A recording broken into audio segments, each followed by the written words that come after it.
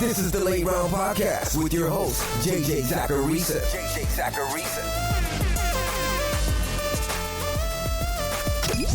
What's up, everyone? It's JJ Zacharisa, the editor-in-chief at FanDuel and at numberfire.com, and this is episode 375 of the Late Round Podcast, one of the many shows that are part of the FanDuel Podcast Network. Thanks for tuning in. Hopefully you were able to tune into last week's show on building projections, where SharpFootballAnalysis.com's Rich Rebar and I talked through our projection building processes. It's a good foundation to what I'm going to talk about today, which are the insights I discovered when building projections for this season.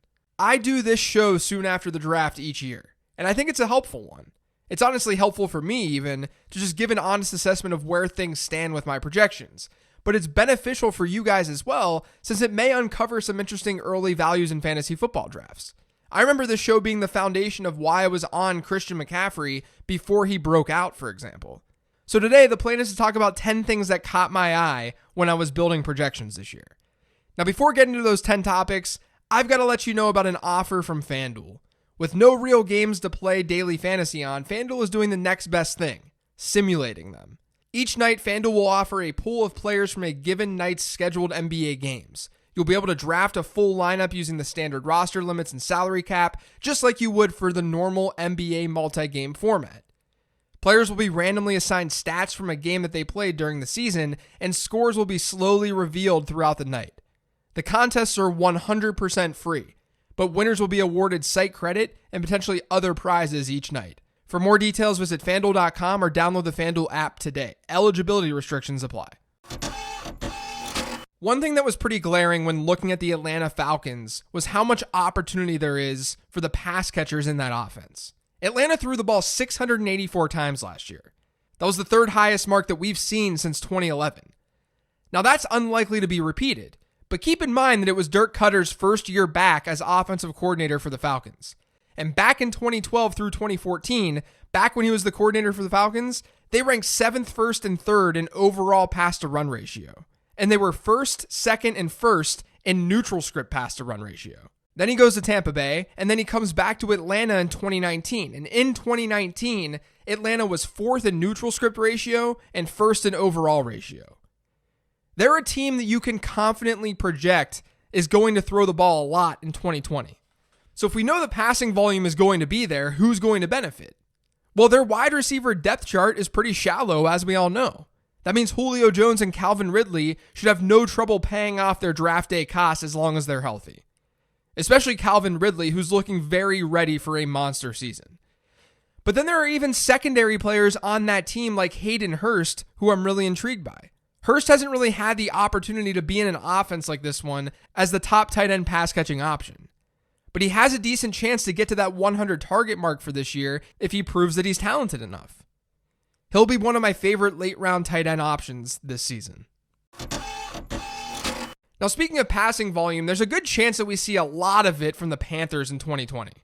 There's a brand new system and a brand new quarterback in Carolina. What they want to do might not matter a whole lot because the defense is really, really bad. And they're playing in a division with the Saints, the Bucks, and the Falcons. They're bound to be playing in some high-scoring games.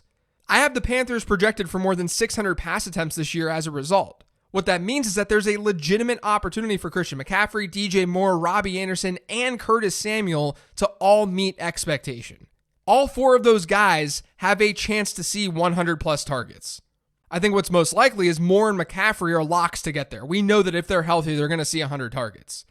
And Anderson and Samuel are in the high 80s or low 90s in targets from a projection standpoint. But when you've got a lot of targeted attempts, players need less of a target share to see volume. Robbie Anderson and Curtis Samuel can see 15% target shares in this offense and still get to 85 targets. There's also a chance that one of Robbie Anderson and Curtis Samuel ends up flopping. That could allow the other one to thrive or someone like Ian Thomas to emerge. But the bottom line with this offense for 2020 is that I'm intrigued by it. I want pieces of this offense because volume is going to be on its side. I said this last year before he was injured, and he comes with a huge injury risk. But I have to just say this on the show about what my projections are showing, and what my projections are showing is that AJ Green could end up being a nice fantasy football value. Now, I think his ADP is very fair. You're weighing the risk with the reward, and the risk is that the dude has played one full season out of his last 4. and he's played just 9 games since the end of the 2017 season. He's also going to be 32 years old once this season starts. But we're not talking about dynasty here. This is more redraft focused since we're looking at 2020 projections. The situation is interesting for AJ Green. I do worry about Cincinnati's offensive line to go along with playing the Ravens and Steelers 4 times. I'm not denying that this could go south. But look at the upside from a projection standpoint. The last time we saw AJ Green, he had a 14.5% target share despite playing just 9 games. That's a prorated target share of almost 26%, which isn't that shocking because that 25% number is generally the threshold for an elite wide receiver to hit. And he, at least at one point, was an elite wide receiver. Cincinnati, with Zach Taylor taking over last year, they were really pass heavy. Of course, that was game script driven, but when you look at just neutral game script situations, or when games were within 6 points, the Bengals were the 3rd most pass heavy team in football last year. They actually had a higher ratio in neutral game scripts than their overall ratio. That's not what you typically see from a team who's really bad. Maybe they play things more conservatively in 2020 with a rookie quarterback. That's certainly possible. But there's a path for AJ Green to have a pretty good year. He's got to stay healthy and Joe Burrow's got to look good. But if the Bengals continue to run their offense in a similar fashion, Green has a lot more target upside than some may think. I'm not saying to rank him as a top 15 wide receiver, but he has that potential if he looks fresh coming off this injury. I talked about Ryan Tannehill on my mailbag last week, and I wanted to bring him up today because my projections do like him. Just to reiterate some of the stuff that I said last week, yes, regression is coming for the Titans offense. They were scoring touchdowns at too high of a rate last year when compared to the number of field goals that they were kicking. On a per drive basis, with Tannehill under center, the Titans were 2nd in the league in touchdowns per drive behind only Baltimore. But they were dead last in field goals per drive because they were converting at an unsustainable rate. But keep in mind, projections factor in regression. It's not like my projections have Ryan Tannehill with a 7.7% touchdown rate like he had last year. It's actually significantly lower than that. Even still, he came out as the QB 10 in my projections, when he's being drafted more as a mid-range QB 2. One fear I do have is that Tennessee doesn't have the greatest schedule to open up the season, so the passing attack may get off to an annoying start. But Tannehill, from a season-long perspective, is absolutely in play as a quarterback target. At least I think so. I wouldn't mind pairing him with like Teddy Bridgewater and Joe Burrow as a trio in a superflex league while looking awesome at wide receiver and running back. And speaking of the Titans, I should probably mention A.J. Brown here too. The chance that A.J. Brown gives us another season with a 12.5 yards per target rate is pretty slim. It's slim to none, let's be honest. He's going to regress big time in the yards per target department. But my projections actually have him still as the wide receiver 17. That's exactly where he's being drafted. And I just wanted to bring this up because, again, when you're looking at players to draft or when you're doing your rankings, you can't just assume regression means avoid. If a player is set to regress, that player isn't someone you should automatically avoid in fantasy football. Now, I don't know if I'll have a ton of A.J. Brown in redraft, but his ADP is not as egregious as some may think. Another example of how projections factor in regression is with the Jacksonville Jaguars. We know the story of last season, especially with Leonard Fournette. He scored just 3 touchdowns on the ground despite over 1,150 yards rushing. His yards to touchdown conversion was nuts. He should have scored way more than he actually did. And even when you adjust for his goal line rushes and his rushes in the red zone, he should have had about 4.5 more touchdowns than he did on the ground. And you can see this at the team level as well. Last year, Jacksonville threw 24 touchdowns and they ran for just 3 of them. That's an 8.0 pass to rush touchdown ratio. Since 2011, only one team has had a ratio that high, the 2017 Seattle Seahawks. We've seen 4 times, counting that Seahawks team, with a ratio of 7 or higher. The other 3 teams all came in 2015, and they were the Giants, Jags, and Chargers. Among those 4 teams, the teams with a pass to rush touchdown ratio at or above 7, the Seahawks from 2017 to 2018 saw that ratio go from 8.5 to 2.3. From 2015 to 2016, the Giants went from 7.2, so they scored over 7 times as many passing touchdowns as rushing touchdowns that year, to 4.3. The Chargers went from 7.5 to 3.3, and the Jags went from 7 to 3. You may say that this is just a small sample size, but the way teams score touchdowns generally regresses. So Jacksonville is likely to see a split in 2020 that favors rushing touchdowns more than it did in 2019. What this all means is that Fournette should hypothetically get a bump in rushing touchdowns, while the passing attack might take a step back. If Fournette were to be guaranteed the volume that he got last year, he'd be an awesome fantasy selection. Maybe that happens, but there's plenty of doubt about his workload after the team tried to trade him away, and they may not force feed him as a pass catcher this year. That would hurt his upside. So I think he's kind of priced correctly right now. But a player like DJ Chark does scare me a bit. Expert rankings on Fantasy Pros has Chark at wide receiver 23, but my projections have him at wide receiver 29.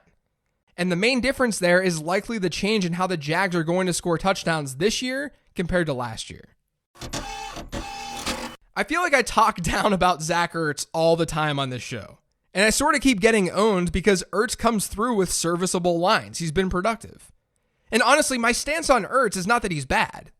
And it's not that he shouldn't necessarily be ranked where he's ranked. It's just that I think that perception doesn't totally match reality with Zach Ertz. When the Eagles were healthy last year, we saw Zach Ertz's target share drop by about 3%. When Golden Tate joined the Eagles a couple of years ago, when Tate played significant snaps, Ertz's target share was under 20%. It's just the Eagles keep getting hurt, so Ertz sees more volume naturally. And he's been someone who's really benefited from those volume spikes in fantasy football. And now that everyone is healthy to start the year, it's tough to look at Ertz's target potential in that offense the same way.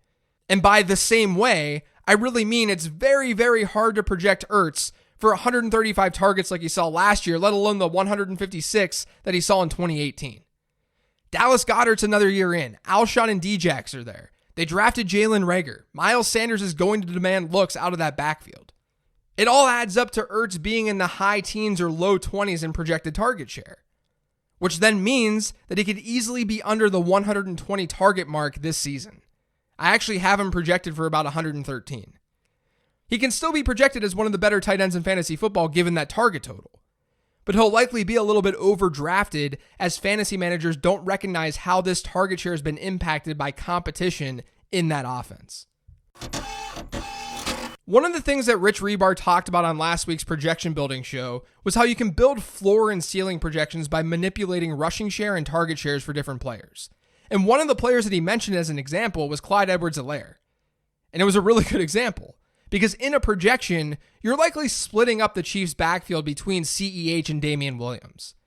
But even when you do that, and I've got CEH with about a 44% rushing share right now and a 10% target share, but when you do that to CEH, he still comes out as a fringe top 20 fantasy running back.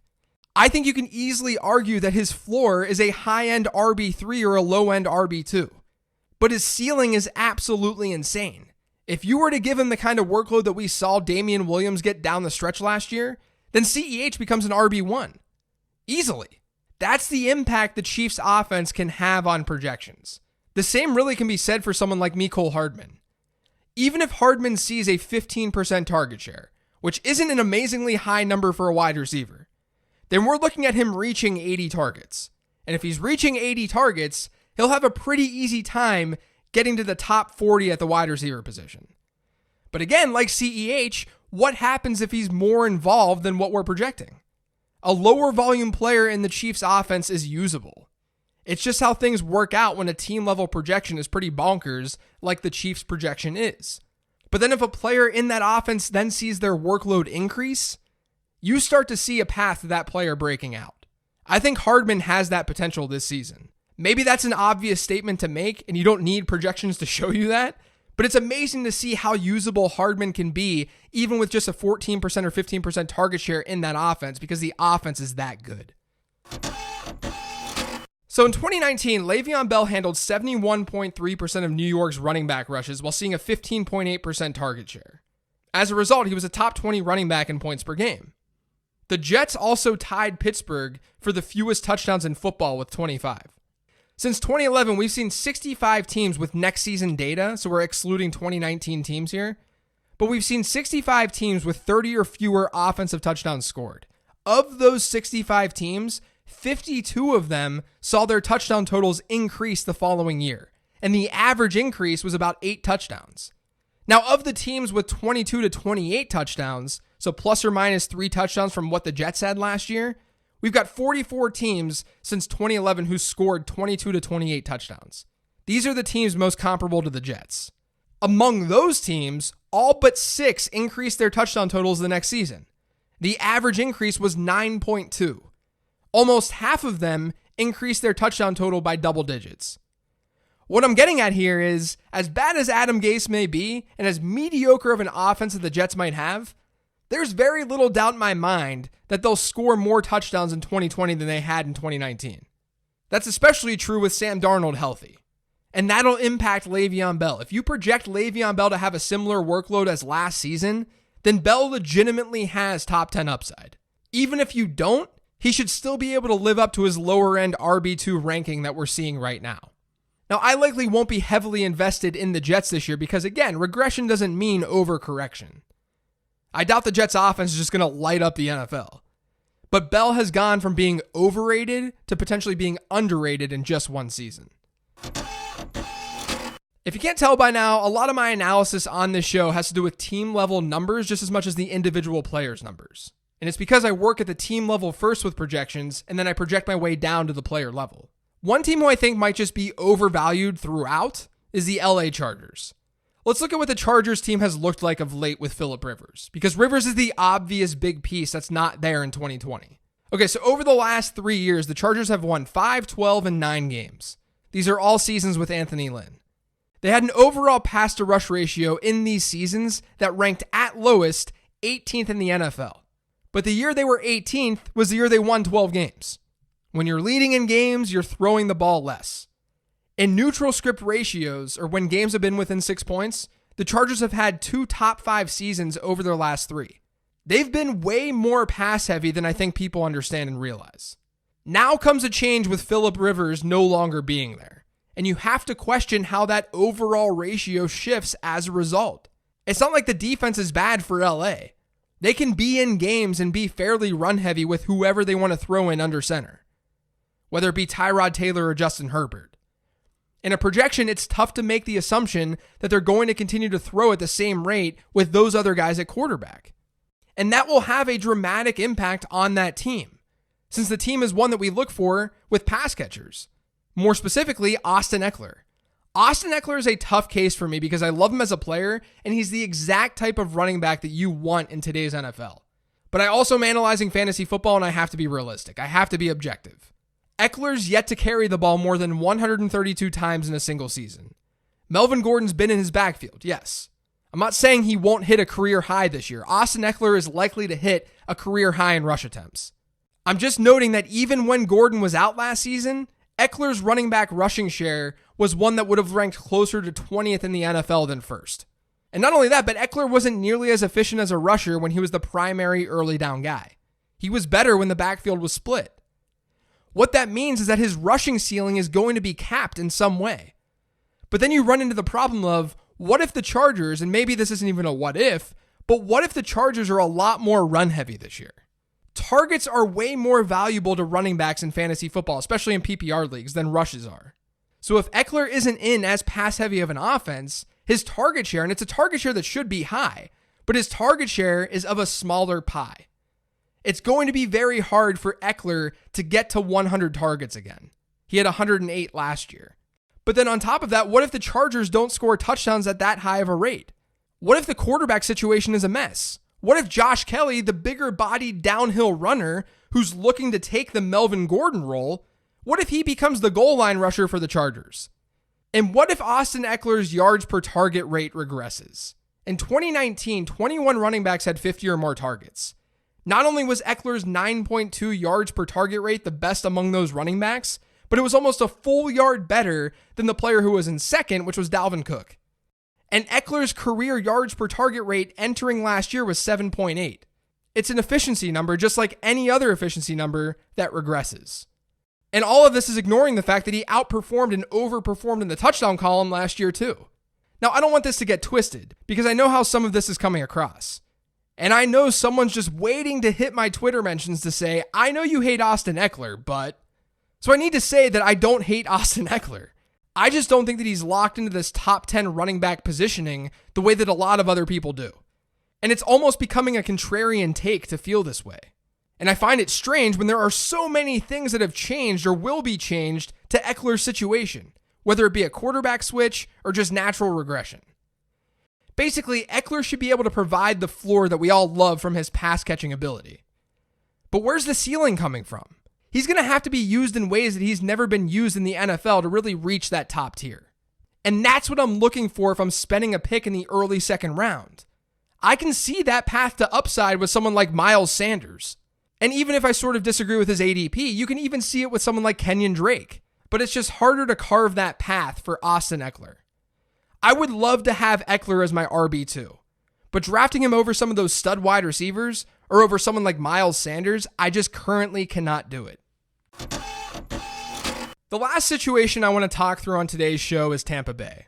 There seems to be a large number of people who don't see Tom Brady supporting Chris Godwin, Mike Evans, and Rob Gronkowski. That the two wide receivers can't live up to their draft day costs while Rob Gronkowski being a top 10 tight end. But guys, I think it's all possible. When you build things out, it's very clear that this can happen. Let's start with the team level stuff. Tampa Bay wasn't actually super pass heavy in neutral game scripts last season. They ranked 16th. And Bruce Arians' teams historically have been either average or just slightly above average when in neutral game scripts in terms of pass to rush ratio. They've ranked higher than 12th in neutral script pass to rush ratio just once in his 6 seasons as head coach. And as offensive coordinator, his teams were actually below average. Basically, don't get Arians' offense confused with pass heavy. It's not pass heavy, it's vertical. That may seem like not a great thing for Evans and Godwin, but the thing with Tampa Bay is that they have these top talents at wide receiver, but the team's depth chart is still pretty shallow. Outside of Evans and Godwin, no one on that team is demanding a high target share. So both players should still easily be able to walk into a target share in that 22% to 25% range. And Gronk has upside with that too. Getting up to a 15% target share is very attainable given the lack of true competition outside of those big wide receivers, as long as we assume that he's going to see significantly more work than OJ Howard. Now, as I've said on this show in the past, I'm also not concerned about Mike Evans falling off the face of the earth with Tom Brady because of Brady's lack of aggression on his deep balls. It's true that Brady hasn't pushed the ball down the field at the same rate as what we've seen from Bruce Arians' offenses. But Brady's consistently ranked in the top half of the league in completion percentage on intermediate and deep ball throws over the last few seasons. I love Godwin and I have him ahead of Evans pretty comfortably, but Evans could end up being the bigger value in redraft this year because people are worried about this fit with Tom Brady. There are plenty of other things that I noticed when building projections this year as well, like how Jarvis Landry continues to be incredibly undervalued and how the Packers may want to be a run-heavy team, but don't assume that they're more run-heavy this year than they were last year when you consider game script. That's what drives pass-to-rush attempt ratio most. The Packers' win total is 9 right now on FanDuel Sportsbook when they won 13 games last year. They're not going to see as many positive game scripts. But hopefully you were able to take at least something away from today's show. We're officially getting closer and closer to draft season. That's going to do it for today's show. Thanks to all of you for listening. If you've yet subscribed to the Late Round Podcast, make sure you are by searching for it pretty much anywhere podcasts can be found. And don't forget to follow me on Twitter @LateRoundQB. Thanks everyone. I appreciate all of you, and I'll talk to you later in the week.